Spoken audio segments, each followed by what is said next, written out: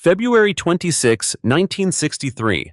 A closed hearing room in the Capitol. No cameras, no press releases, just a Senate subcommittee, a stack of classified documents, and an admiral about to say something the Pentagon did not want on the record. Four-star Admiral Frederick Ashworth had come to testify about an airplane. Not just any airplane, the one his own Navy had just been ordered to fly. He told the subcommittee plainly that the Navy's own evaluation board had rejected it. Boeing's design had been the board's first choice in every round, on every metric that mattered. And yet the contract, worth billions of taxpayer dollars, had gone to a different company entirely. The man who signed off on that decision wasn't a general. He wasn't an admiral. He was the Secretary of Defense, and he had just overruled 200 of his own experts in both the Air Force and the Navy to force one single airframe onto two branches of the military that had never agreed on anything before and would agree on even less once they were ordered to share a cockpit. One aircraft, two services. One would eventually call it a masterpiece. The other would call it, on the record, unsafe to land on their own ships. This is the story of how that happened and who paid for it. For 15 years, one rule had never been questioned inside the Pentagon. Each service built its own airplanes. The Air Force designed for the Air Force. The Navy designed for the Navy. Different missions, different physics, different machines. Nobody in either uniform seriously proposed sharing an airframe because nobody believed it could work. A fighter built to survive a catapult launch and a 500-mile-an-hour carrier landing had almost nothing in common, structurally, with a fighter built to scream across Soviet airspace at treetop height, undetected, carrying a nuclear weapon toward a fixed target thousands of miles from home. By 1960, that divide had only widened. The Air Force's Tactical Air Command wanted a replacement for the aging F-105 Thunder Chief, something that could fly low, fast, and far, hugging the terrain beneath enemy radar, using a new and largely unproven idea called terrain-following radar to fly at night, in weather, at treetop altitude, without a pilot's hands ever touching the stick during the most dangerous seconds of the mission. The Navy wanted something else entirely, a fleet defense interceptor, an airplane that could loiter for hours far out from the carrier group, carrying a radar powerful enough and a missile long-ranged enough to shoot down Soviet bombers before they ever got close enough to launch an anti-ship missile. Two missions, two sets of physics, two airplanes that, by every precedent in American military aviation, should never have been asked to share a single design. Then, in 1961, a new Secretary of Defense arrived at the Pentagon with a different set of assumptions entirely. A former president of the Ford Motor Company, a man who had made his name proving that shared parts, shared assembly lines, and shared components could save American industry millions of dollars a year. Robert McNamara did not see two incompatible aircraft. He saw two service branches unwilling to cooperate, and he saw an opportunity to force the kind of efficiency the automobile industry had already learned to demand of itself. He gave the program a name, the Tactical Fighter Experimental, TFX, for short. One airframe, two services, a single production line building fighters for the Air Force and the Navy at the same time, with the same engines, the same basic structure, the same radar architecture wherever the mission allowed it. Almost nobody who understood the actual engineering believed it could be done. McNamara believed the resistance was cultural, not physical. Old Guard officers protecting Old Guard habits. He was determined to prove them wrong, and in November 1962, he was about to make a decision that would put that belief to the ultimate test. Not in a wind tunnel and not in a design review, but on the floor of the United States Senate. To understand why so many engineers doubted the TFX program from day one, it helps to understand exactly what each service was demanding, because on paper, the two requirements didn't just differ, they contradicted each other at the level of basic physics. The Air Force needed an airplane built around one number, low-altitude speed.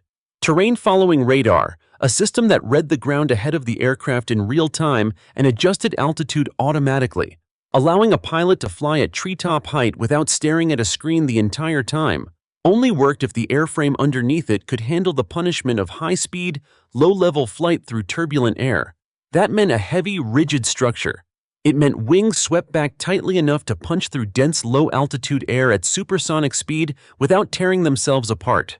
It meant an airplane built to survive hours of violent buffeting, close to the ground, in bad weather at night. The Navy needed almost the opposite airplane.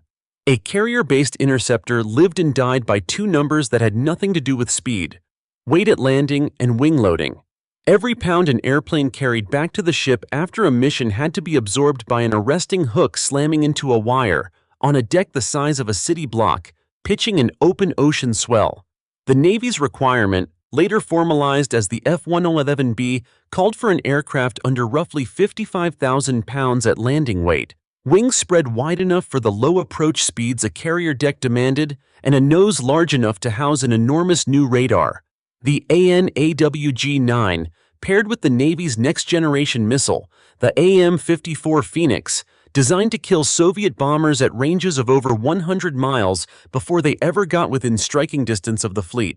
Long-range, low-altitude interdiction on one side, carrier-compatible fleet air defense on the other. One aircraft was supposed to satisfy both. The engineering solution that made the whole program theoretically possible was a single piece of technology. Neither service had ever flown in a production aircraft before: the variable sweep wing, a wing that could physically pivot on a hinge mid-flight, sweeping forward for slow-speed lift during takeoff and carrier landings, then sweeping back into a narrow delta shape for high-speed, low-altitude dash. On paper, it was the one mechanism flexible enough to serve both missions at once. In practice, it was untested at this scale, unbelievably complex to manufacture, and it added weight and mechanical risk to an airframe that already had almost no margin left to give. Every additional pound the Navy's radar and missile system demanded pushed against every pound the Air Force's low-altitude structural requirements demanded. There was no version of the TFX where both services got everything they needed. Every design decision was a trade, and every trade meant someone's requirement got compromised to protect someone else's. Both services knew this going in. Both services said so on the record before a single prototype was ever built. McNamara pressed forward anyway, because in December of 1962, it wouldn't be the engineers who decided which company would build this airplane, and which design would win, and which one wouldn't, was about to become the most contested contract decision in the history of the Pentagon. Two companies made it to the final round: Boeing and General Dynamics of Fort Worth, Texas. Both submitted detailed proposals. Both went through months of technical review by a joint evaluation board. Engineers and officers from both the Air Force and the Navy, tasked with judging which design actually came closest to meeting the impossible dual requirement. The board did not split its verdict. Round after round, through 4 separate rounds of design revisions and resubmissions, the evaluators reached the same conclusion: Boeing's design was better. Air Force Chief of Staff General Curtis LeMay later told Congress that nearly 200 experts had spent almost a year comparing the two proposals, and Boeing had won on the merits every time. Admiral Frederick Ashworth, testifying for the Navy, laid out 4 specific technical reasons his service preferred Boeing's airframe over General Dynamics, reasons that, on paper, should have settled the question before it ever reached a cabinet secretary's desk. On November 24, 1962, Robert McNamara overruled all of it. He selected General Dynamics, not because its design had won the technical competition, but because, in his judgment, it offered greater long-term commonality between the Air Force and Navy variants. When the Senate subcommittee that would soon investigate the decision went looking for the paper trail behind it, investigators found exactly one document supporting the choice, a 5-page memorandum signed by McNamara alongside the Secretaries of the Navy and the Air Force, dated just 3 days before the contract award was publicly announced. Against that single memo stood a year of formal evaluation from officers in both services that had said the opposite. General Dynamics signed the contract on December 21, 1962. The reaction was immediate. Senator Henry Jackson of Washington, Boeing's home state, asked the Permanent Subcommittee on Investigations to examine exactly how the decision had been made. What began as a routine inquiry became, within weeks, one of the longest and most extensive congressional investigations of the Cold War era. The McClellan hearings, named for Subcommittee Chairman John McClellan of Arkansas, ran across 46 separate hearing days between February and November of 1963, filling more than 2,700 pages of printed record. Because so much of the TFX's technical detail remained classified, nearly every session was held behind closed doors, with censored transcripts released to the public the same day, sentence by sentence, for a nation increasingly convinced something had gone wrong. What the hearing surfaced was not a single smoking gun, but a pattern investigators found difficult to ignore. Two of McNamara's closest associates in the decision, Deputy Secretary of Defense Roswell Gilpatrick and Secretary of the Navy Fred Korth, both had documented prior business ties to General Dynamics. Korth's own bank in Fort Worth, it emerged, had a financial relationship connected to the very contractor he had just helped select. By October 1963, the pressure had become too great, and Korth resigned from the Navy Secretary's office altogether. Whether political pressure from Texas, General Dynamics' home state, and Vice President Lyndon Johnson's home state had shaped the outcome was alleged by multiple witnesses during the hearings, though never conclusively proven on the record. The press had already settled on its own verdict. Reporters began calling McNamara's program, with open derision, the Flying Edsel, a pointed reference to his years-running Ford Motor Company and to Ford's own infamous commercial failure. Contemporary estimates place the total value of the TFX contract at roughly $7 billion. A staggering sum for a single aircraft program in 1963 dollars, and one that would climb even further before a single production aircraft reached a squadron. The investigation could not undo the decision. General Dynamics kept the contract, but the airplane it now had to build, an airplane that still had to satisfy two services that had never wanted to share one in the first place, was about to reveal exactly how much had been sacrificed to make commonality possible on paper. On paper, the aircraft that emerged from the winning General Dynamics design was elegant in its ambition. In the metal, it would prove to be two very different airplanes wearing the same name. The heart of the design was the variable sweep wing, a wing mounted on a massive steel pivot, capable of rotating from 16 degrees, nearly straight out from the fuselage for maximum lift at low speed, back to 72.5 degrees, folded almost flush against the body for supersonic dash.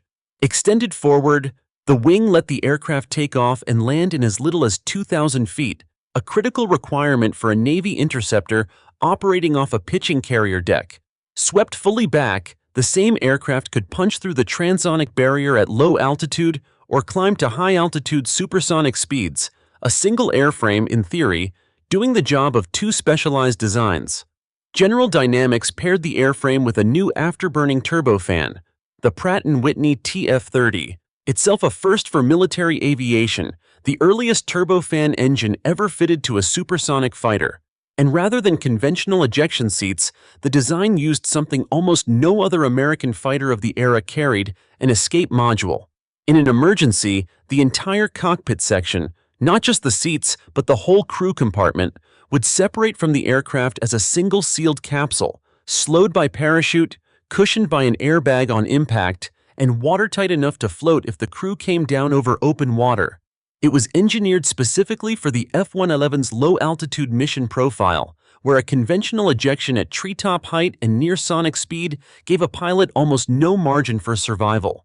Two variants split off from this shared foundation. The F-111A, built for the Air Force, carried the low-altitude strike mission the service had asked for from the beginning.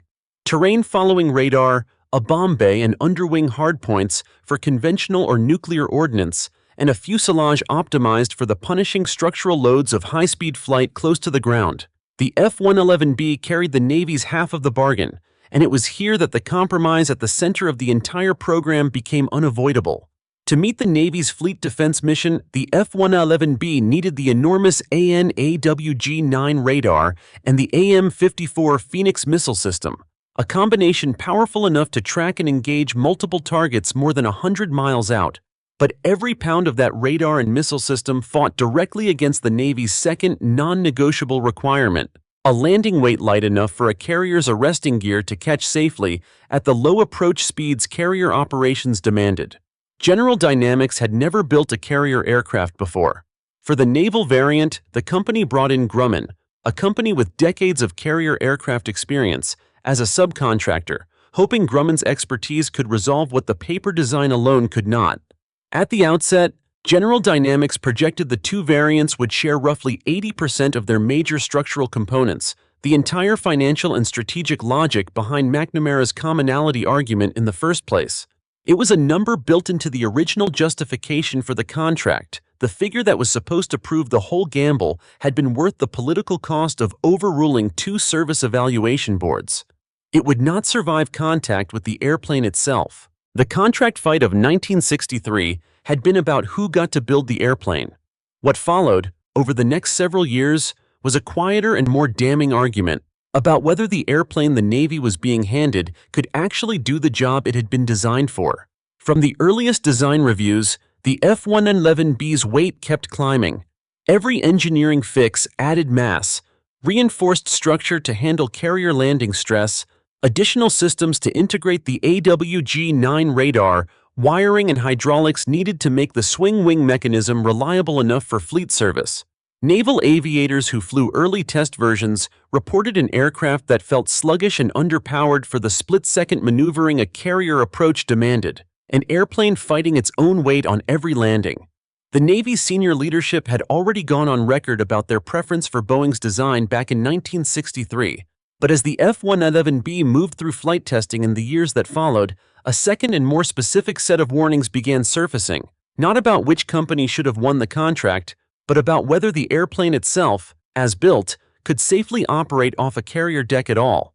Landing weight figures that kept exceeding projections. Approach speeds higher than the Navy's own safety margins allowed. A radar and missile system so heavy that engineers were running out of places to cut weight without gutting the very capability the Navy needed the airplane for in the first place. McNamara's defense, both in the press and before Congress, rested on the same principles he had used to justify the original contract decision: commonality between the services and the long-term growth potential of a shared airframe. He argued that early performance shortfalls were normal in any new aircraft program, that the shared production line would still save the Pentagon enormous sums over the life of the program, and that abandoning the naval variant now would waste the investment already made. It was an argument built on projected savings and institutional discipline, not on the flight test numbers the Navy's own pilots were reporting back from the cockpit. Inside the Navy, the political cost of disagreement was becoming its own kind of warning. Admiral George Anderson, Chief of Naval Operations during the original 1963 contract hearings, would later say he had effectively been forced out of his position for failing to fully back McNamara's decision when questioned by Congress. The lesson was not lost on the officers who came after him. For much of the 1960s, it was widely understood within the Pentagon that publicly voicing doubt about the F-111B's viability could be a career-ending move, a Chief of Naval Operations ? Next to your name, not a technical assessment on the record. That silence did not mean the doubts had disappeared. It meant they were being kept out of the hearing room. The aircraft kept flying, the weight kept climbing, and the gap between what the Navy had been promised in 1961, one shared airframe, doing two jobs, at a fraction of the cost of building two separate fighters, and what the F-111B was actually proving capable of on a carrier deck, kept widening with every test flight logged. Something would eventually have to give.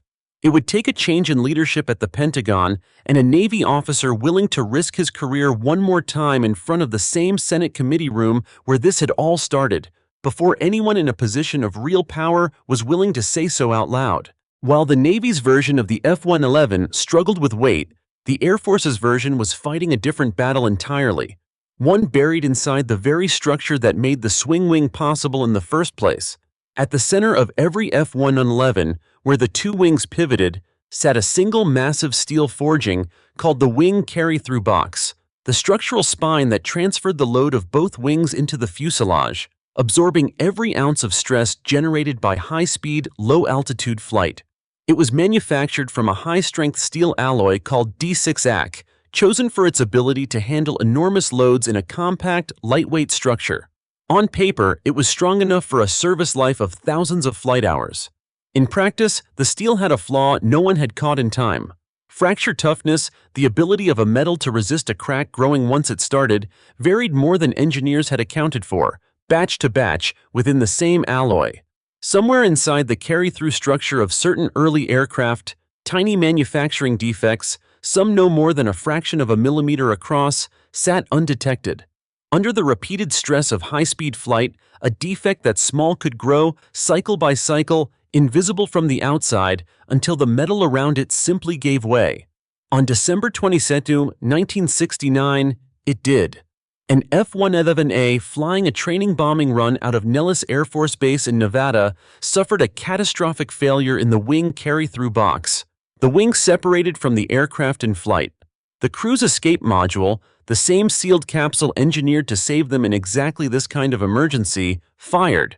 But the failure happened so violently and so far outside the module's designed operating envelope that it offered no chance of survival. Both crew members were killed instantly. The Air Force grounded the entire F-111 fleet. What followed was one of the most extensive structural investigations in the history of American military aviation. Every airframe that had already left the factory, more than 200 aircraft, had to be pulled from service and subjected to a new procedure called cold-proof load testing. The entire wing carry-through structure chilled to extreme low temperatures, far colder than any operational flight condition, then loaded to stresses beyond anything the aircraft would ever encounter in the air. The logic was brutal but sound. If a hidden flaw existed, cold temperatures made brittle steel more likely to crack, and a controlled failure on the ground was infinitely preferable to a failure in flight. Aircraft that survived the test returned to service. Aircraft that did not were pulled from the fleet permanently. The grounding and the retrofit program cost months of production schedule and consumed enormous engineering resources at a moment when the Air Force needed every available F-111 in Southeast Asia. It was by this point only the latest in a string of technical problems that had dogged the aircraft since its earliest flight tests, engine and inlet compatibility issues that had plagued the F-111's supersonic performance, and a troubled first-generation digital avionics system that had proven far less reliable than the analog systems it was meant to replace. The damage reached beyond American airspace. Australia, which had committed to purchasing the F-111 years earlier as the F-111C, halted acceptance of its own aircraft in the aftermath of the structural crisis, leasing American F-4E Phantoms to cover the gap while engineers worked to prove the wing failure had been solved for good. By the early 1970s, the aircraft that Robert McNamara had promised would save the Pentagon money through shared engineering was now the subject of a second congressional inquiry. This one focused not on who had won the contract, but on whether the government had understood, at the moment it signed that contract, just how much engineering risk it was actually buying. And in the Navy, a separate reckoning was already underway. The airplane the admirals had warned about in 1963 was about to run out of chances. February 29, 1968. Robert McNamara resigned as Secretary of Defense. For nearly 7 years, his authority had been the single force holding the F-111B program together against a rising tide of technical failure and institutional resistance. Within the Pentagon, it had long been understood that publicly opposing the program while McNamara held office carried real professional risk. The moment he was gone, that risk went with him, and the doubts that had been building quietly for years finally found their way into the official record. Within a month of McNamara's departure, the Senate Armed Services Committee, chaired by Senator John Stennis, convened a new round of hearings. This time, the testimony arrived without hesitation. Fed questions by an enterprising Navy officer working behind the scenes, the Deputy Chief of Naval Operations told the committee plainly, on the record, that the Navy's preference was for a different fighter entirely. Not the F-111B, not any version of it, but a new aircraft built from the ground up for the fleet defense mission the Navy had been describing since 1961. The testimony that followed on the F-111B's engine problems was, if anything, more damaging. Performance shortfalls that had been managed quietly for years were now laid out in detail before the committee. An aircraft still struggling to meet the weight and approach speed margins carrier operations required, years after the program had begun, with no engineering path left to close the gap. Stennis had what he needed. Congress cut off funding for the naval variant, and the F-111B was formally canceled in July 1968.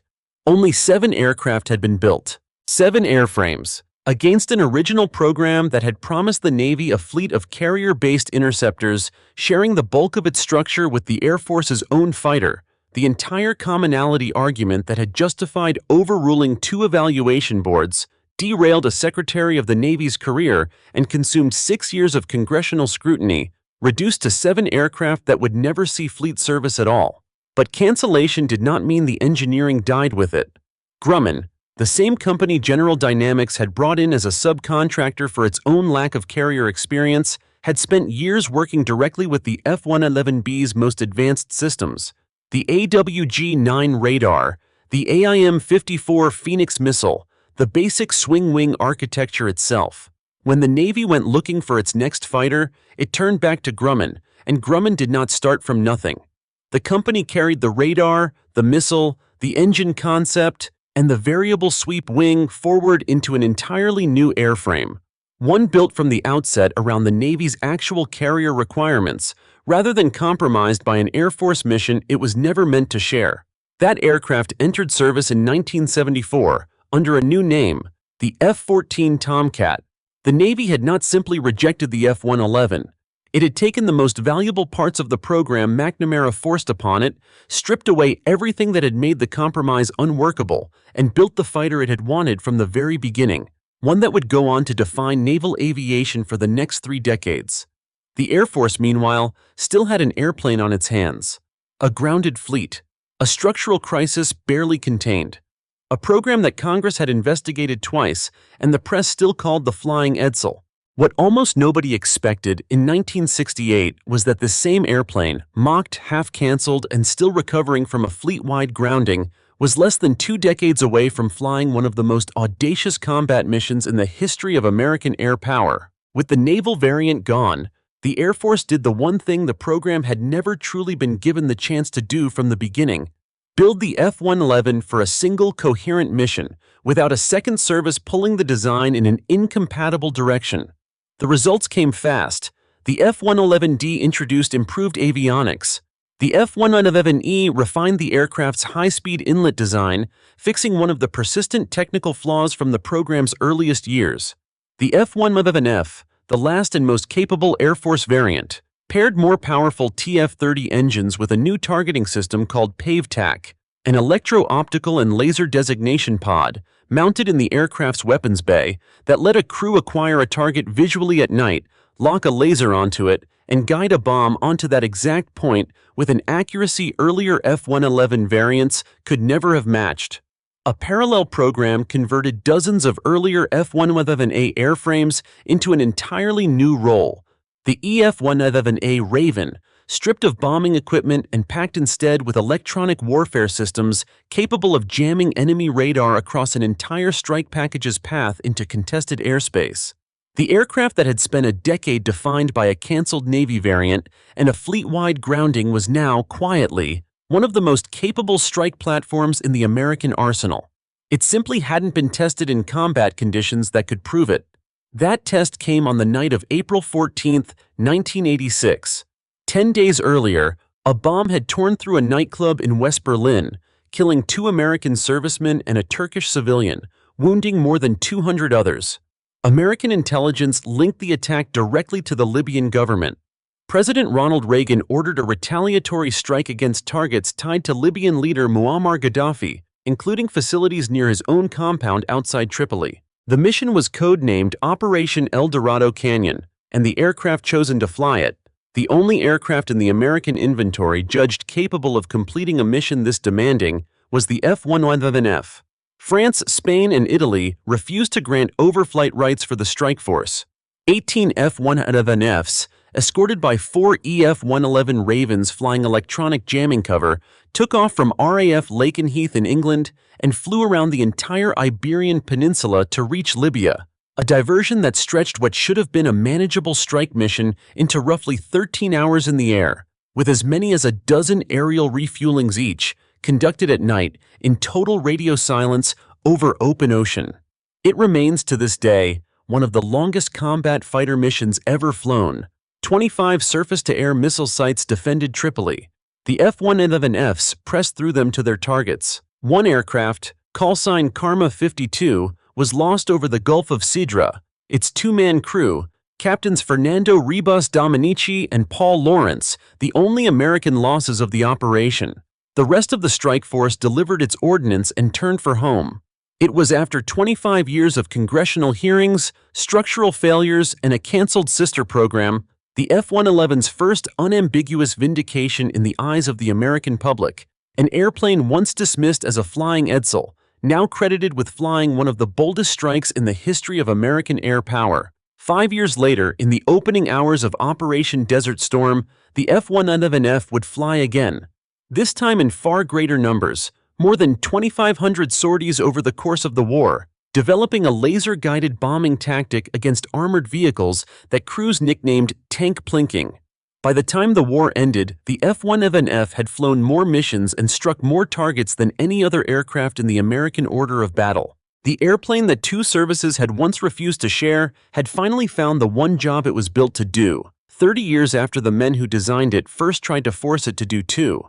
By the time the last F-111 left active service in 1996, followed 2 years later by the final F-111 Raven, General Dynamics had built 562 aircraft across every variant of the program: 159 F-111As, 96 F-111Ds, 94 F-111Es, 106 F-111S, 76 FB-111A strategic bombers, 24 F-111Cs for Australia, and the 7 F-111Bs that had started it all and never left the test program. 42 of the surviving F-111As were converted into EF-111A Ravens, carrying the electronic warfare mission forward long after the aircraft's bombing role had been handed to newer designs. Each mission the F-111 had once carried eventually passed to a purpose-built successor. The precision strike role went to the F-15E Strike Eagle. The strategic bomber variant's job was absorbed by the B-1B Lancer. The electronic warfare mission moved first to the Navy's EA-6B Prowler and later to the EA-18G Growler. The same lineage of carrier-based jamming aircraft descended, indirectly, from the very service that had walked away from the F-111 program in 1968. The verdict on the airplane itself is more complicated than the flying Edsel headlines of 1963 ever allowed for. Later analysis of the original contract decision, including a detailed reassessment by historian Robert J. Art, found that McNamara's reasoning was not simply politically motivated cronyism, as the press had framed it at the time. Boeing's design, by some technical accounts, had not actually met the Air Force's low-altitude supersonic dash requirement as cleanly as the evaluation board's preference suggested, and questions about the realism of Boeing's cost projections were not unfounded. McNamara was not entirely wrong about the airplane. He was wrong about how much could be shared between two missions that never should have been merged in the first place, and he was wrong to treat 2 years of warnings from his own service secretaries and chiefs of staff as bureaucratic resistance rather than engineering fact. The F-111, that flew over Tripoli in 1986 and over Iraq in 1991, was, in the end, a genuinely capable aircraft. It simply took the Air Force building it alone, without the Navy's incompatible mission bolted onto the same airframe, to prove it. The idea did not die with the F-111B. Decades later, a new generation of Pentagon planners would attempt something even more ambitious: a single fighter design, built to serve not two branches of the military, but three: the Air Force, the Navy, and the Marine Corps, under a program called the Joint Strike Fighter. The aircraft that emerged, the F-35, would face its own decade of cost overruns, technical delays, and congressional scrutiny, chasing the same promise of shared savings across incompatible missions that had defined the TFX program 60 years earlier. The lesson of the F-111 was never that joint programs cannot work. It was narrower and harder to forget. An airplane can be forced to serve two masters. It cannot be forced to serve them equally. One service got a fighter that shot down Soviet bombers off the deck of a carrier for 30 years. The other got a fighter that flew the longest combat mission in the history of American air power and never landed on a ship at all.